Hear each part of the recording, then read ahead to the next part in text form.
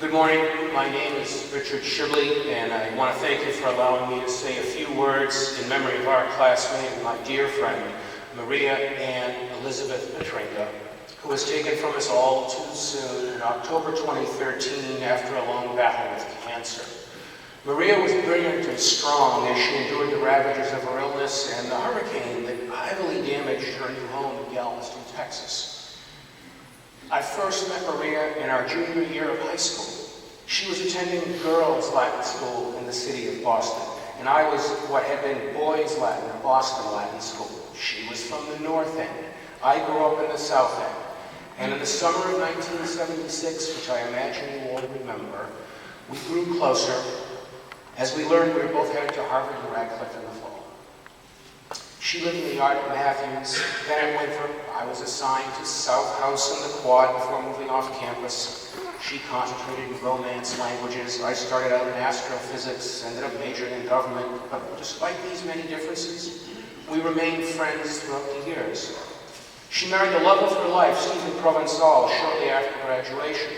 Stephen was in the Foreign Service of the U.S. State Department, opening the door to a life of world travel. Gifted in languages, she was fluent in Italian, Spanish, and Arabic, and spoke French like a native Parisian, earning a master's degree at the Sorbonne Nouvelle.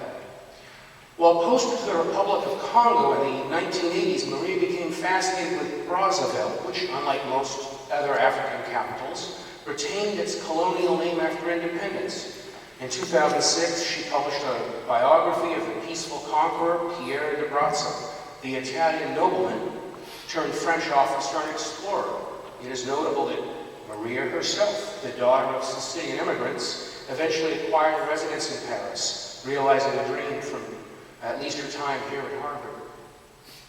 When fate brought Maria and Stephen to the U.S. mission to Palestine and Jerusalem, she denounced the oppression of the residents in the occupied territories as a columnist for the Arab News. Maria was truly, as our classmate Mary Manifold Stafford wrote, a citizen of the world.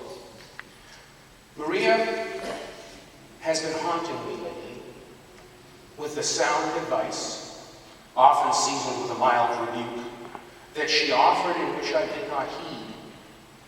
When I was considering how to fulfill my freshman foreign language requirement, Maria suggested, why don't you take German, which you study in high school, rather than Russian, a language with which you are completely unfamiliar? Or, Richard, why don't you comp for the lampoon rather than merely offending people in the dining hall?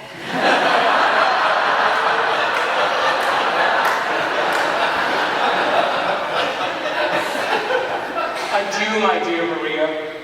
I will miss you. Rest in peace.